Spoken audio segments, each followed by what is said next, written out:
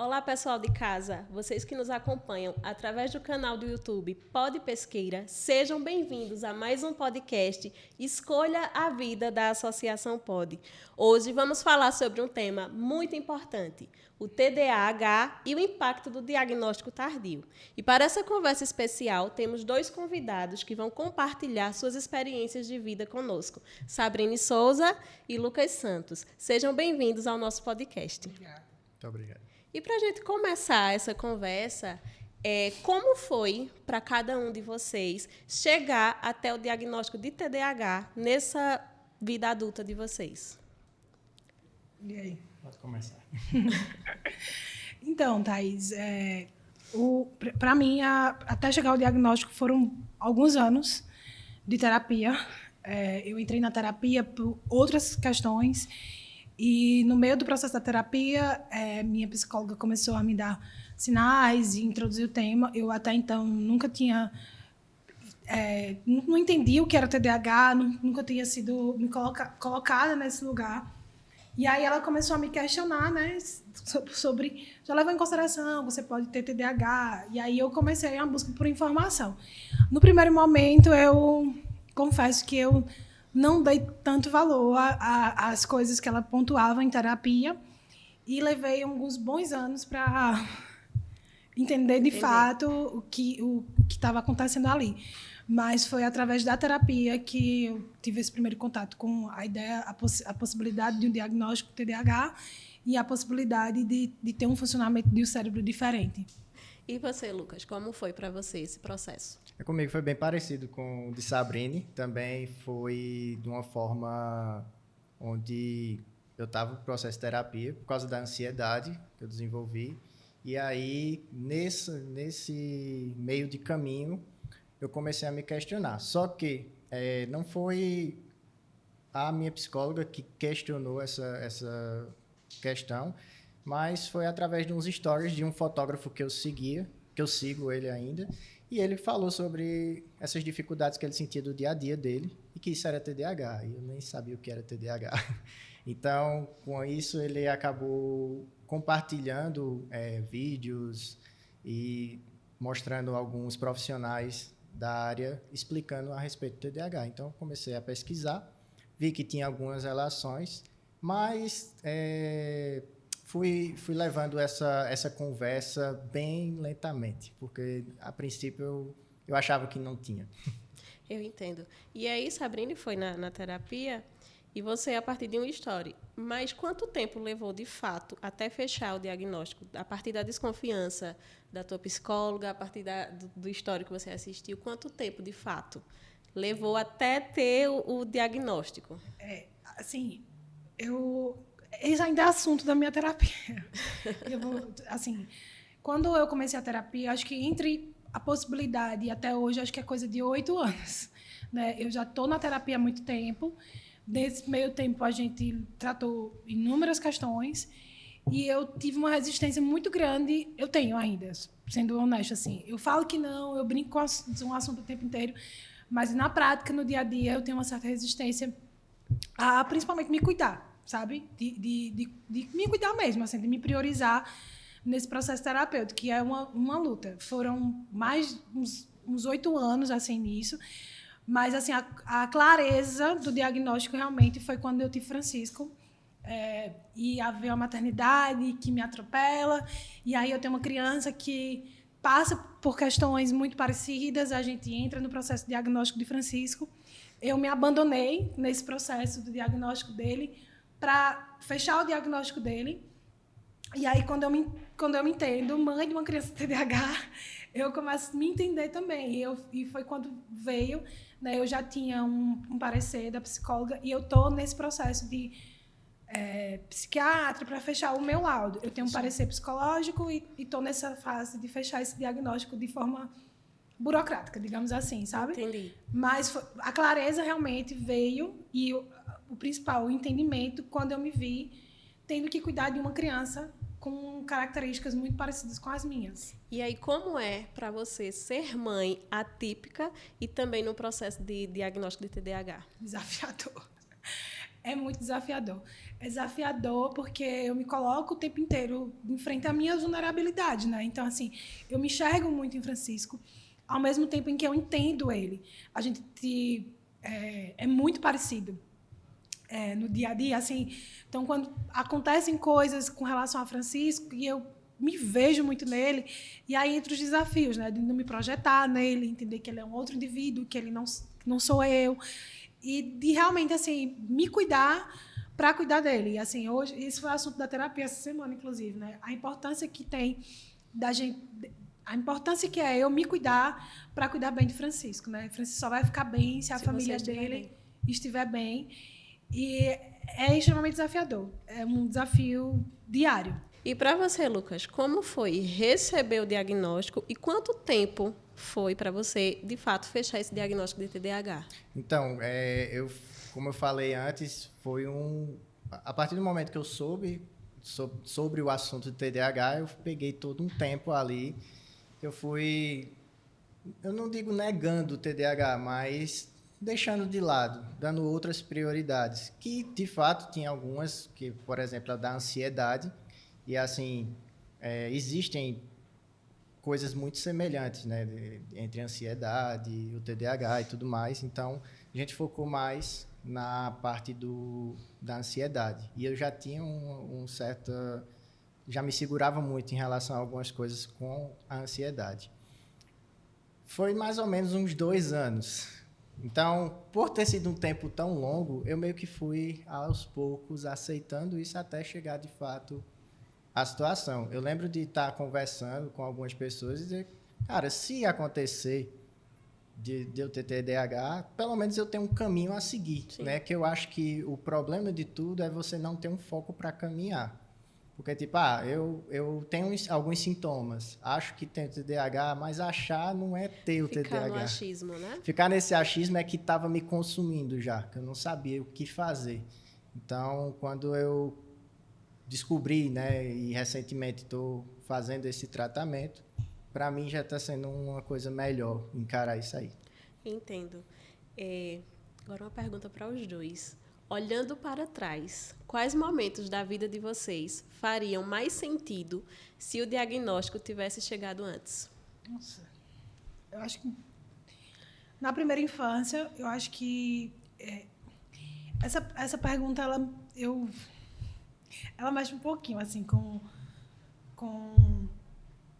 até com o emocional mesmo, porque a minha experiência de vida com relação a esses sintomas de TDAH foi de incompreensão, né? Incompreensão minha de como que eu me situava nesse mundo e de como as pessoas ao meu redor me entendiam. Então, eu fui uma criança rotulada. Eu era a desastrada.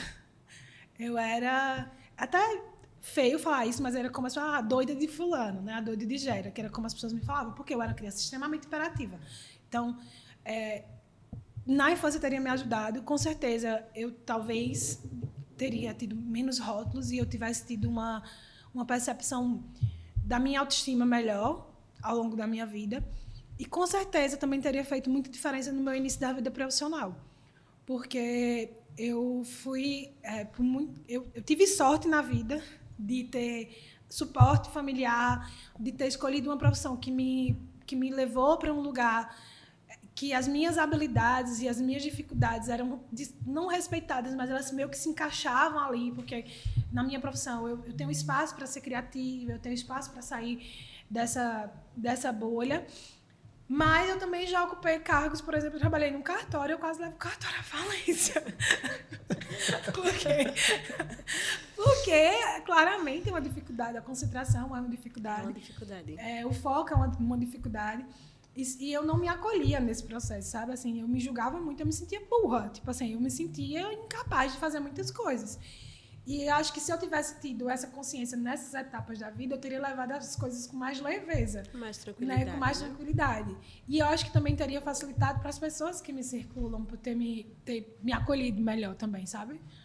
Mas eu lembro que teve um amigo meu que falou comigo uma vez sobre essa questão de trabalhar com fotografia, e ele me chamar e dizer, cara, se tu trabalha, porque eu cheguei a fazer alguns concursos depois que eu finalizei o ensino médio, e ele disse, cara, se tu trabalha dentro de um escritório fechado, sem, tipo, fazendo a mesma coisa todo dia, eu acho que era a mesma coisa de estar te matando. E ele não sabia que eu poderia ter o TDAH, né?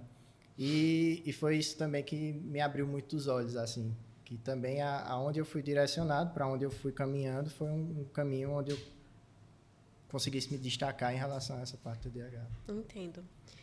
E aí, para você, foi alívio, frustração quando você recebeu o diagnóstico? Como foi?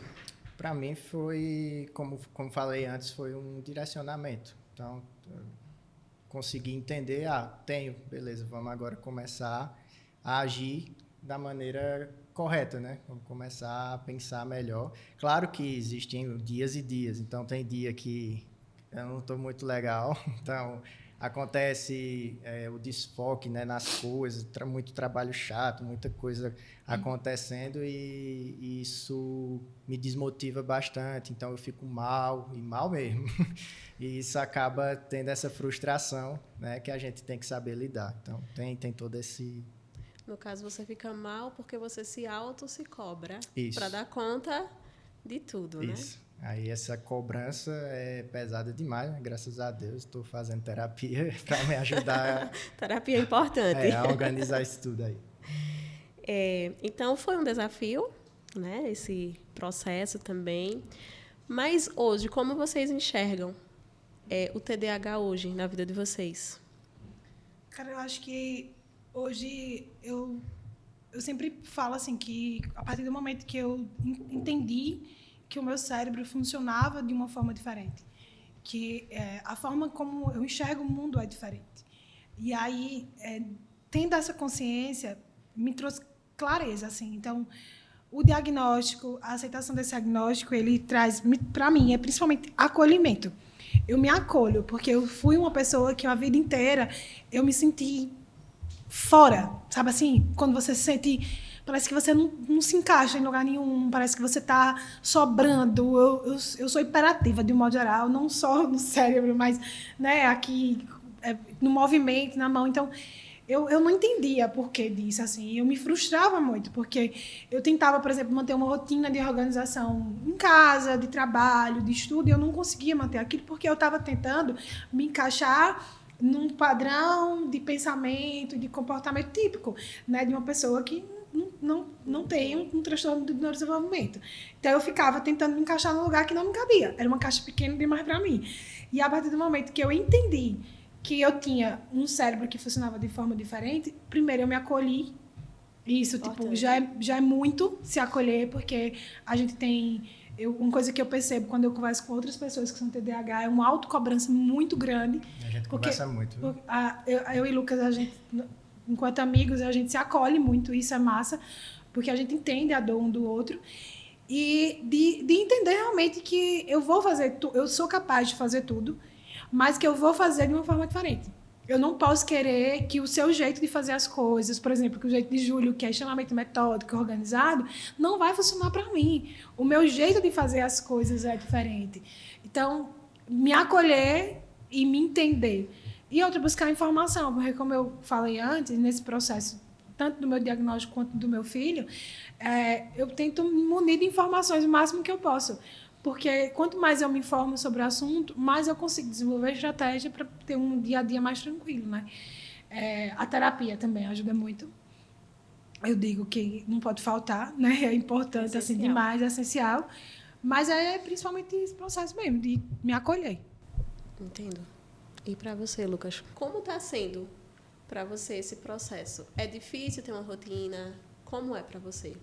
É bem complicado, é difícil, mas acho que, como Sabrina falou, a questão de você se acolher e se entender, então isso já quebra uma barreira muito grande, porque quando você entra naquela posição de não aceitação, só vai complicar tudo, né? Então, quando acontece essa questão, eu tenho, beleza, e agora o que é que eu vou fazer?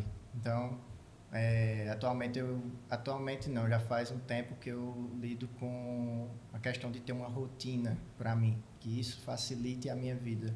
Então, eu começo a ter algumas estratégias durante o meu dia a dia para eu conseguir facilitar o meu dia. Então, deixar algumas coisas já pré-prontas, já deixar tudo bem engatilhado, também me preparar um pouquinho para quando acontecer algum desvio de rota também, para que eu também venha me preparar. É fácil? Não. Acontecem muitos problemas durante a semana, são desafios, mas eu consigo, aos poucos, ir treinando isso para me habituar melhor em relação a essas questões.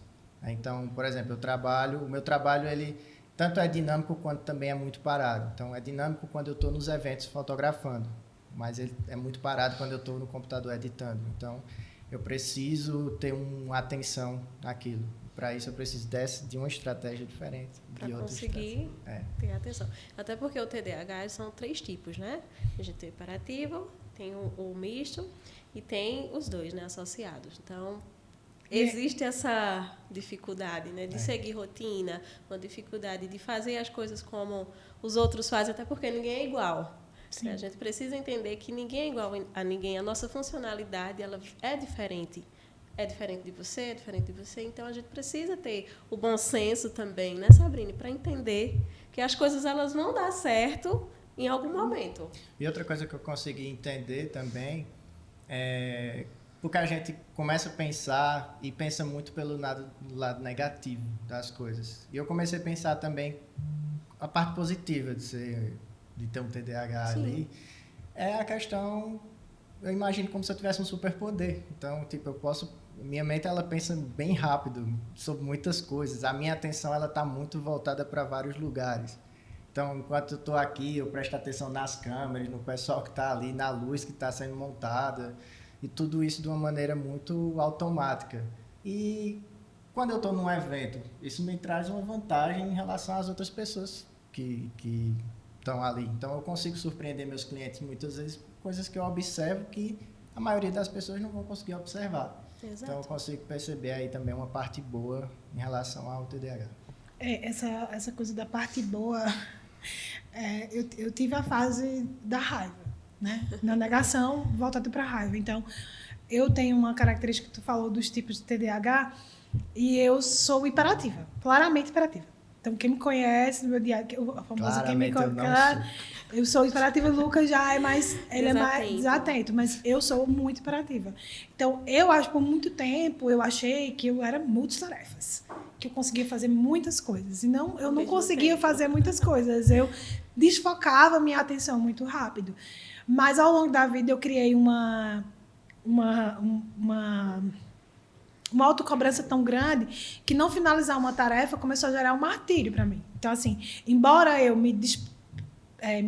saísse de uma tarefa para outra de forma muito rápida, na minha cabeça era impossível terminar o dia sem terminar as tarefas. Então, por muito tempo, eu comecei a desenvolver uma certa ansiedade no sentido de uma autocobrança muito grande. Então, sei lá, eu colocava uma lista de tarefas gigante e eu achava que isso era padrão. Eu achava que as pessoas eram assim. Até eu entender que não, que era um comportamento que já vinha do TDAH, que já vinha dessa autocobrança, também me trouxe clareza, assim, sabe, no dia a dia. Então, era listas intermináveis, era passar o dia saindo de uma tarefa para outra. E aí, que a gente fala de diagnóstico, de como o diagnóstico faz com que você comece a enxergar as coisas por outro caminho. Por exemplo, hoje eu uso uma técnica de produtividade chamada Pomodoro, que eu coloco lá no site, ele coloca um time de 25 minutos. E aqueles 25 minutos é só um gatilho para o meu cérebro, né? E aí, aqueles 25 minutos eu entendo, não, eu vou ter 25 minutos para executar essa tarefa. Então, quando o alarme dispersa, eu consigo também me desprender de tempo muito rápido. Então, quando o alarme desperta, eu penso, poxa, já fiquei 25 minutos nessa tarefa. Quantos mais 25 minutos eu preciso para finalizá-la? E aí eu foi uma estratégia que eu aprendi para poder ter concentração ativa. E se eu não tivesse diagnóstico, talvez eu passasse o resto da minha vida ali sapatinando, saindo de uma tarefa para outra, achando que eu era incompetente e improdutiva, quando, na verdade, eu só precisava adequar. Né? E aí... por isso que é importante, assim, você fechar o diagnóstico mais do que um laudo, mais do que um documento. Você ter entendimento de como o seu cérebro funciona para melhorar a sua vida. né? Principalmente quando esse diagnóstico vem de forma tardia, porque acho que quando você é criança que você tem esse diagnóstico cedo, você consegue ir trabalhando ao longo da sua vida com as terapias, mas no caso da gente foi na palavra, né? Na palavra, né? No erro e no acerto. E aí, é como você fala, não é apenas um laudo, é um auto-reconhecimento do que eu sou. Sim. Do que eu sou quanto pessoa, do que eu consigo ser. Se vocês pudessem voltar no tempo e falar com a versão mais jovem de vocês, antes do diagnóstico, o que vocês diriam? Eu diria para minha criança que você não é doida. Eu diria para ela que ela vai conseguir. Que ela é uma criança criativa. Que ela é competente, sim. Que ela vai conseguir tudo que ela quer. E que tá tudo bem. Vai ficar tudo bem. Exatamente. E você, Lucas? É bem difícil essa pergunta. Olhar para trás é difícil. Olhar para trás é sempre complicado. Mas eu acho que seria um reforço de continuar o caminho. Acho que continuar naquele empurrãozinho, sabe? Tipo, você pode ser diferente, assim como todo mundo é diferente de você, mas persevere e se adapte às situações. Você vai conseguir. Então, acho que seria isso, porque eu lembro que durante esse tempo eu tinha muito essa empolgação grande de fazer algum projeto dar certo, alguma coisa dar certo, e depois eu meio que desanimava e retrocedia, voltava, né, à estaca zero. Então, acho que o conselho que eu daria a mim mesmo seria esse, né? Não para por aí, continua, vai em frente, mesmo que desanime, que vai dar certo. Não desanime, né? Vai dar certo. E aí, qual mensagem vocês deixariam para quem está nos assistindo, que também tem essa suspeita de ter um TDAH, mas que tem medo de investigar? O que vocês dizem para essas pessoas que estão nos assistindo hoje? Uma coisa que me incomoda e que eu percebo em relação das pessoas é que a frase que as pessoas mais escutam, TDAH é moda. Né? TDAH está na moda. Nossa, que moda, né? Eu diria para você que TDAH não é moda, é um transtorno, dificulta a sua vida, mas que é possível viver, sabe? É possível viver bem, mas para isso você precisa principalmente de terapia. Eu acho que a primeira coisa que eu diria para você é procurar um psicólogo. Eu sei que saúde mental ainda é muito difícil, às vezes é inacessível do ponto de vista financeiro, mas se você tiver a oportunidade, se você puder, faça terapia, procure ajuda psicológica e, principalmente, procure informação. A informação, ela lhe traz clareza, ela traz entendimento, reconhecimento. E eu acho que é uma associação dos dois, sabe? Terapia e informação. Informação para você lidar com o seu problema e para você respeitar o outro. E não ter medo, né? E não ter medo. Apesar dele estar ali. O medo é a gente que faz, infelizmente, né? Sim. E você, Lucas, qual mensagem deixaria? Eu vou num contraponto, mas que também entra junto com o que Sabrine falou, que sim, tem muita gente que tá aí tentando, eu tenho TDAH, ou eu acho que tem TDAH, e começa a querer agir como que tem, né, e tenta meio que entrar, entre aspas, nessa moda. Mas o que eu daria de conselho para essas pessoas é: não fique no caminho da dúvida. Eu acredito que o caminho da dúvida ele vai te levar a lugar nenhum, entendeu? Ou você é ou você não é, sabe? Quem fica no meio termo ali não consegue adquirir o equilíbrio necessário para viver. Então, se tu acha que tem isso, porque tu pode ter estresse, tu pode ter ansiedade, tu pode ter um monte de coisa e não ter o TDAH. Assim como você pode achar que tem essas coisas e tem o TDAH, né? Ou então pode ter os dois, que é o meu caso. Então, nessa questão, procura um profissional, pelo amor de Deus, tenta entender isso, para que tu venha conseguir caminhar sabendo das coisas que tu está caminhando. Acho que um exemplo bom que eu gosto de citar é: apaga essas luzes todas aqui e tenta sair até a porta. Tu não vai conseguir, tu vai bater em um monte de coisa, tu não vai conseguir chegar lá. Agora, se tu acende a luz, que no caso que eu estou falando é você ter certeza daquilo que você está vendo, você vai caminhar com mais segurança. Então... Exato. E eu acredito que é importante ter uma rede de apoio. também, né? Que a gente não possa caminhar sozinho.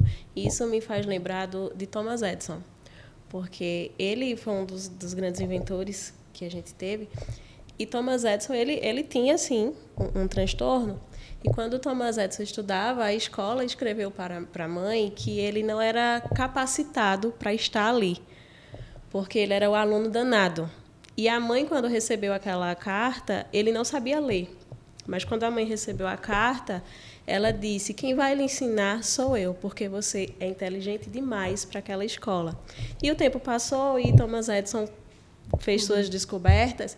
E quando a mãe de Thomas Edison faleceu, que ele encontrou essa carta, ele viu que realmente estava escrito que a escola não era lugar para ele, porque ele era um aluno impulsivo.